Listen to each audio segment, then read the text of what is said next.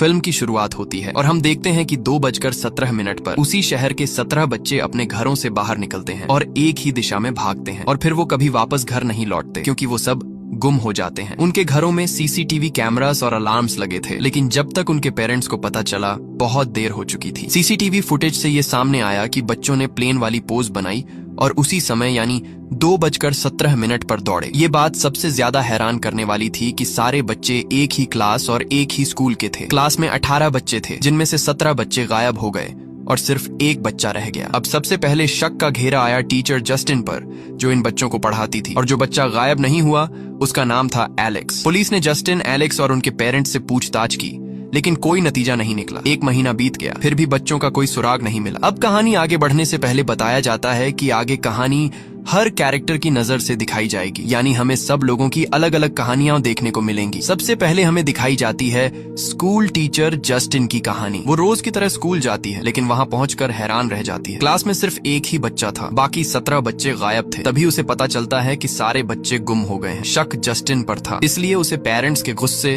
और इन्वेस्टिगेशन का सामना करना पड़ा। जस्टिन को बेकसूर पाया गया, लेकिन फिर भी सारे पेरेंट्स उसे जिम्मेदार मानते रहे। वो कहते थे कि जस्टिन एक विच है जो बच्चों को ब्लैक मैजिक से गायब कर देती है। इन इल्जामों की वजह से जस्टिन बहुत परेशान हो गई और शराब पीने लगी। जब तक इन्वेस्टिगेशन चल रही थी, स्कूल को बंद कर दिया गया, लेकिन 1 महीने बाद स्कूल फिर से खुला और नए बच्चे आए। उससे पहले एक बड़ी पेरेंट्स मीटिंग रखी गई, जिसमें उन सारे पेरेंट्स को बुलाया गया जिनके बच्चे गायब हुए थे। आज भी सब लोग जस्टिन को ही दोष दे रहे थे। जस्टिन अपने कन्फेशन में कहती है, मैं इनोसेंट हूँ, मैंने बच्चों के साथ कुछ नहीं किया, बल्कि मैं उन्हें प्यार करती हूँ। प्रिंसिपल भी जस्टिन का साथ देता है और कहता है कि वो सच बोल रही है, वो निर्दोष है, बल्कि असली विक्टिम तो वही है। तभी एक पेरेंट जिसका नाम आर्चर था जस्टिन पर चिल्लाने लगता है और उसे विच कहता है। ये देखकर सबका कंट्रोल खो जाता है। वो लोग जस्टिन को मारने तक पहुंच जाते हैं। प्रिंसिपल किसी तरह जस्टिन को बचाता है और सिक्योरिटी की मदद से उसे बाहर ले जाता है। उसे कहा जाता है कि तुम तुरंत घर जाओ और बाहर मत निकलो। जस्टिन कार से घर लौटती है। वो बहुत परेशान होती है,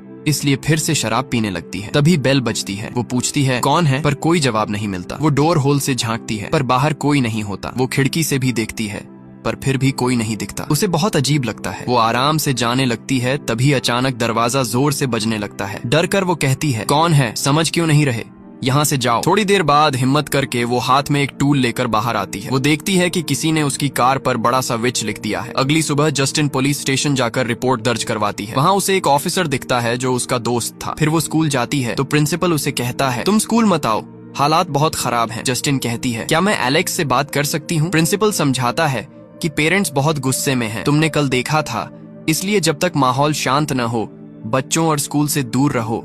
जस्टिन